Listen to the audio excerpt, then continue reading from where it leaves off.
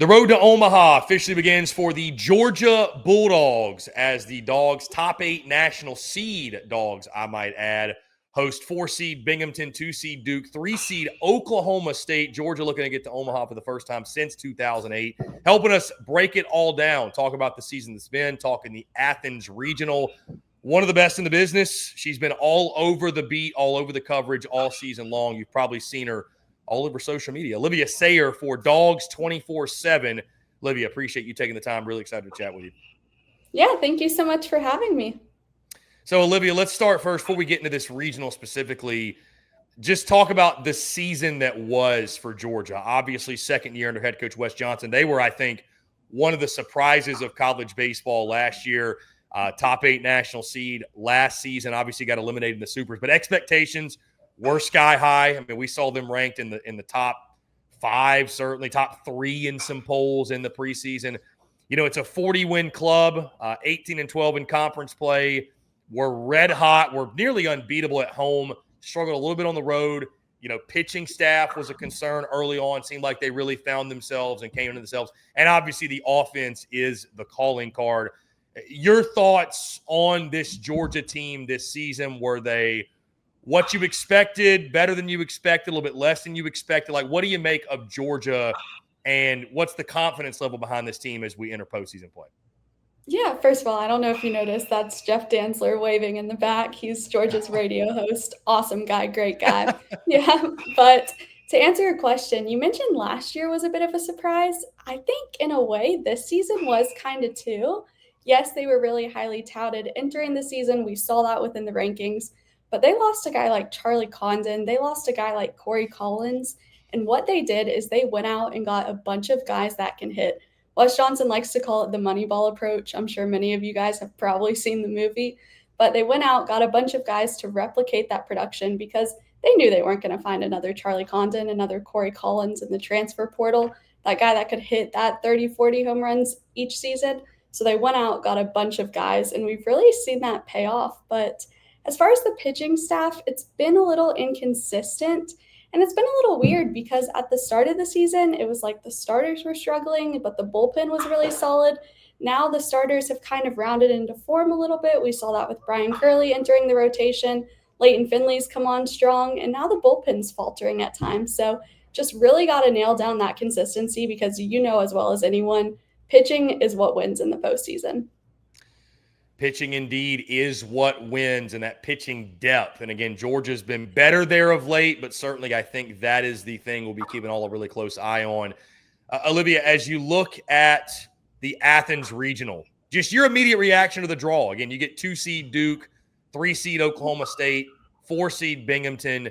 You know, we talked on our show for weeks about how important it was for Georgia to get that top 8 national seed because it felt like there was just such a, and I'm sure they got tired of hearing about it, but there was just such a stark contrast from how they played and how they swung it at home versus how they swung it on the road. We know the Dogs love to feed the trees. So mission accomplished, top 8 national seed. But what was your initial reaction when you saw the teams that would be joining Georgia in the Athens Regional? Yeah, my initial reaction was what a fun draw because you got a team like Duke that's really good, really solid squad, could end up taking the regional. You have a team like Oklahoma State, who some didn't even think was going to get into the postseason, but went on a really strong run at the end of its regular season, won 11 of its last 14. We actually spoke with Coach Holiday earlier today, and he mentioned that the team's confident heading into this. And then you have a team like Binghamton, who don't really know much about on paper as far as they're definitely not one of the strongest just looking at it. But hey, an underdog can go on a run too. The beautiful thing about baseball is anybody can win on any given day. So I think it's a really fun regional. I think having that ACC SEC was probably expected, and I didn't think they were going to send Georgia Tech here because they sent them here last season. But I think it should be set up for a pretty good weekend of baseball. Greatest concern, Olivia, for this Georgia team going into it, based off what you've seen from the field and maybe some of the challenges that like a Duke and Oklahoma State, even a Binghamton present, is there anything that jumped out when you were looking at this or doing any research or scouting reports, or have Wes Johnson and company talked about anything that is a point of emphasis for them because of some of the things the opponents do well, let's say? I would say the offensive approach because while Georgia has been really good at home this season, it's had some times where it's let the moment get bigger than it is. And Wes Johnson actually today, he talked about it all season, but today especially, that concept of eliminating the illusion of competition. So the big crowds, the other team, the umpires, the stakes, everything that comes into play when you're playing in an NCAA tournament game and have something on the line. Georgia has to make sure that it stays within its offensive approach, doesn't try to make the moment bigger than it is, especially against some solid teams that have some really solid starting pitching. Especially you look at Duke and Oklahoma State, both have really good left-handers. Definitely been an issue for Georgia this season. I believe it's hitting 257, which is below league average. So in order to counteract that, Wes Johnson said they did a little bit of bunting today. They did a little bit of small ball stuff. So we might see some stuff that we haven't seen from this offense yet this season. Olivia, it's very well documented, and every year that Georgia's making the postseason, certainly when they're hosting, we're going to hear about it and talk about it until it changes. And the fact is that Georgia hasn't been to Omaha since 2008. Do you sense that this team is kind of carrying that burden, or is it something they even talk about at all? Is it something that they don't pay any attention to? Because again, it's human nature that it kind of creeps in. You know what's on the line, and you know what hasn't been done in over a decade. Is that playing into Georgia's postseason motivation at all? I don't think so. I don't think it's crossed their minds. I think in their mind, if anything, the ones that are returning from last season are probably looking at last season. Slade Alford talked about it prior to the year. They watched NC State celebrate on their field, and that left a sting for them. So I don't think they're focused as much on the 2008 drought as they are sort of getting back for what happened last season. And they're really confident. They think they can do it. That's one thing that Wes Johnson is so good about instilling within teams is that belief factor. So I think they're really just focused on themselves. Olivia, big storyline for regional week, certainly supers as well, but much more, I think, regional week is pitching matchups and how head coaches, how they want to position, how they want to go about their weekend rotation. Do they want to pitch off, throw their number one guy in the second game, whatever.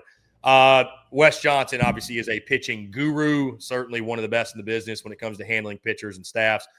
Has he revealed his plans for the weekend? And if not, what direction would you expect Georgia to go? Because you could argue, again, with the Binghamton game, you could play a little bit of strategy, save your top arm, quote unquote, for potential Saturday showdown against Duke or Oklahoma State. What is Wes Johnson doing? And if you don't know yet, what you think they may do? So Georgia's actually going to roll with Leighton Finley tomorrow on Friday morning or afternoon, I guess. And then I'm guessing you'll probably see Brian Curley the next day, both through on Saturday, which means that they would be close to well rest, if not on full rest. And then as far as that, I think it's just going to be whoever's available. I would see maybe a guy like JT Quinn. He's been really good his last few outings. I believe 13 strikeouts over his last two appearances. So I think he's a guy that could slide into that rotation. But I actually asked Wes Johnson about this today, how he sort of envisions that rotation setting up for this series or for this weekend. And he said that if you look too far ahead, that's how you get beat. So definitely was not ready to reveal his plans there. But as far as the debate of do you throw your ace game one, do you not throw your ace game one, technically Georgia's not with Leighton Finley on the mound, but this is a guy that was Georgia's ace last season. This is a guy that's been that Friday night starter, that Thursday night starter in SEC play on the road, has had really good stats recently, really developed his confidence. So it kind of is Georgia's ace in a sense. They're kind of co-aces. And I think you're going to see Georgia put all of its cards on the table because the last thing that you want to do is hold something back and then you let a game slide. Olivia, the keys to baseball are pretty well documented, right? Pitch well, play great defense, timely hitting. It goes without saying. But with that being said, for this Georgia team, they're going to punch their ticket to the Supers. Is there anything in particular for you that you feel like the Dawgs need to do well at home this weekend to get through the regional round and onto the Supers? I alluded to it earlier, but absolutely the offensive approach, because when Georgia has gotten beat at home, it's been trying to chase stuff outside of the strike zone, especially that off-speed stuff low and away. It's been an issue for Georgia at times this season. So it really just needs to stay within the moment, not make the moment bigger than it is. take its pitches. Don't try to hit a home run every single at bat. Wes Johnson jokes all the time. He goes, you can't hit a 5-run homer in a single at bat. So you got to play small ball, got to take what the opposing team is giving you as far as pitch selection wise.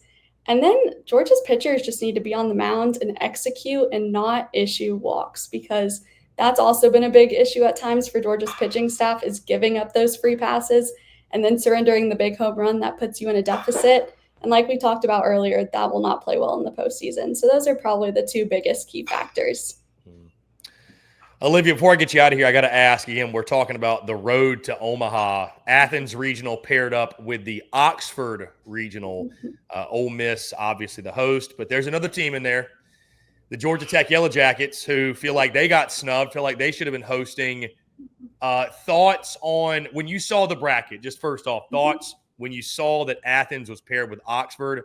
And then I have to ask, the idea of a potential Georgia Tech showdown to go to Omaha, just your overall thoughts on what the road to Omaha may look like for the Dogs post-regional round.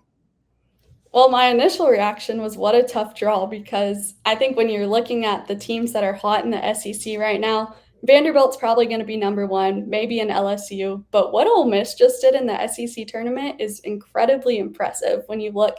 It put together both facets of the game, that being pitching and offense. So I think a potential matchup with Ole Miss would be a fun one to watch, especially for fans of just the game of baseball in general. But as far as Georgia Tech, that would definitely be a fun one. It's called clean old-fashioned hate for a reason, except for there's nothing really clean about it. These two fan bases do not like each other.